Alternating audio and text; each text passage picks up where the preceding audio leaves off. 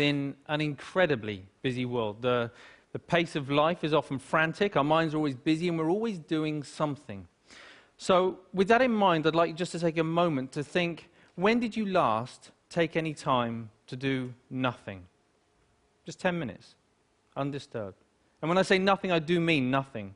So that's no emailing, texting, no internet, no TV, no chatting, no eating, no reading. Not even sitting there reminiscing about the past or planning for the future. Simply doing nothing. I see a lot of very blank faces. My thinking is probably have to go a long way back. And this is an extraordinary thing, right? We're talking about our mind. The mind, our most valuable and precious resource through which we experience every single moment of our life. The mind that we rely upon to be happy, content, emotionally stable as individuals, and at the same time to be kind and thoughtful and considerate in our relationships with others. This is the same mind that we depend upon to be focused, creative, spontaneous, and to perform at our very best in everything that we do. And yet, we don't take any time out to look after it. In fact, we spend more time looking after our cars, our clothes, and our hair than we... Okay, maybe not our hair, but you see where I'm going. The result, of course, is that we get stressed. You know, the mind whizzes away like a washing machine going round and round, lots of difficult, confusing emotions. And we don't really kind of know how to deal with that. And the sad fact is that we are so distracted that we're no longer present in the world in which we live. We miss out on the things that are most important to us. And the crazy thing is that everybody just assumes, well, that's the way life is, so we just kind of got to get on with it. But that's really not how it has to be. So I was about 11 when I went along to my first meditation class. And trust me, it had all the stereotypes that you can imagine, the sitting cross-legged on the floor, the incense, the herbal tea, the vegetarians, the whole deal. But my mum was going, and I was intrigued, so I went along with her. I'd also seen a few kung fu movies, and secretly I kind of thought I might be able to learn how to fly, but I was very young at the time, you know. Now, as I was there, you know, I guess like a lot of people, I assumed that it was just an aspirin for the mind. You get stressed, you do some meditation. I hadn't really thought that it could be sort of preventative in nature. Until I was about sort of 20, when a number of things happened in my life in quite quick succession. Really serious things, which just flipped my life upside down. And all of a sudden, I was inundated with thoughts, inundated with difficult emotions that I didn't know how to cope with. Every time I sort of pushed one down, another one would just sort of pop back up again. It was a really very stressful time. I guess we all deal with stress in different ways. Some people will bury themselves in work, grateful for the distraction. Others will turn to their friends, their family, looking for support. Some people hit the bottle, start taking medication. My own way of dealing with it was to become a monk. So I quit my degree, I headed off to the Himalayas, I became a monk, and I started studying meditation.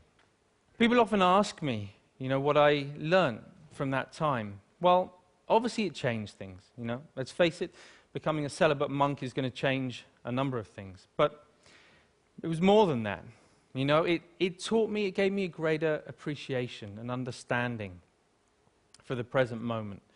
By that, I mean not being lost in thought, not being distracted, not being overwhelmed by difficult emotions, but instead learning how to be in the here and now, how to be mindful, how to be present. I think the present moment is so underrated. It sounds so ordinary, and yet we spend so little time in the present moment that it's anything but ordinary. There was a research paper that came out of Harvard just recently that said, on average, our minds are lost in thought almost 47% of the time. 47%.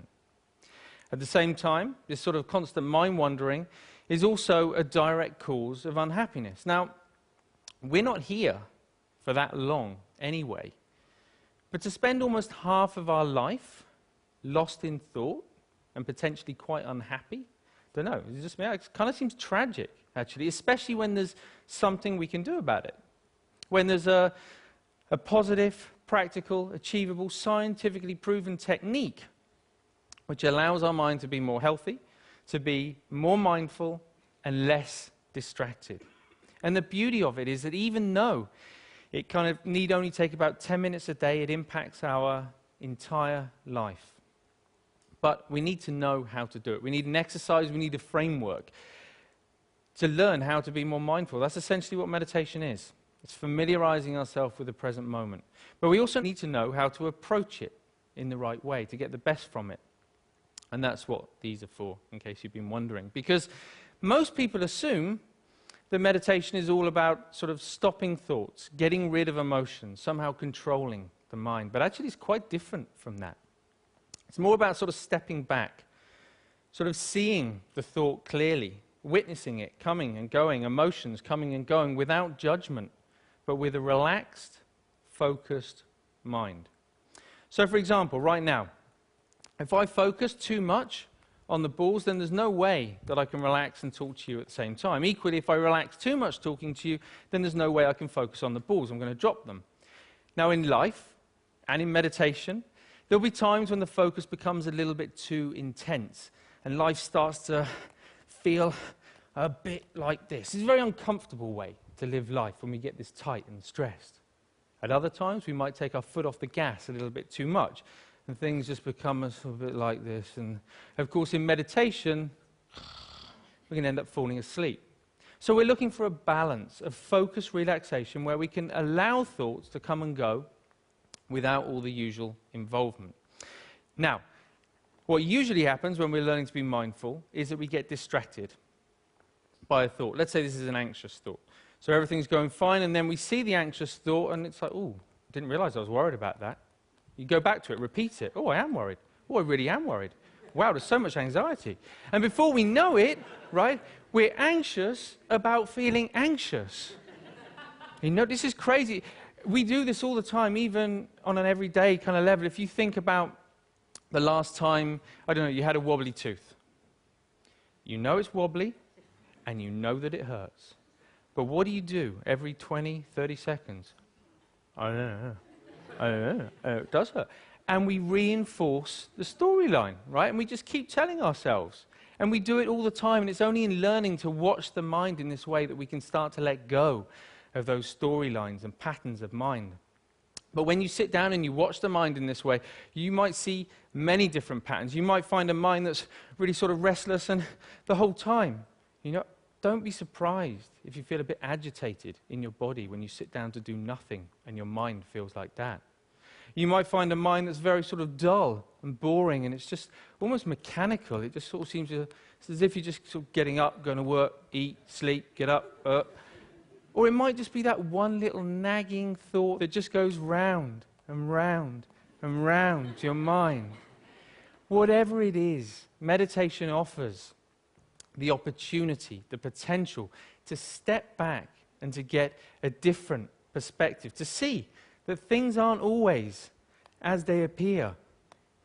You know, we can't change every little thing that happens to us in life, but we can change the way that we experience it. That's the potential of meditation, of mindfulness. You don't have to burn any incense, and you definitely don't have to sit on the floor. All you need to do is to take 10 minutes out a day to step back, to familiarize yourself with the present moment so that you get to experience a greater sense of focus, calm, and clarity in your life.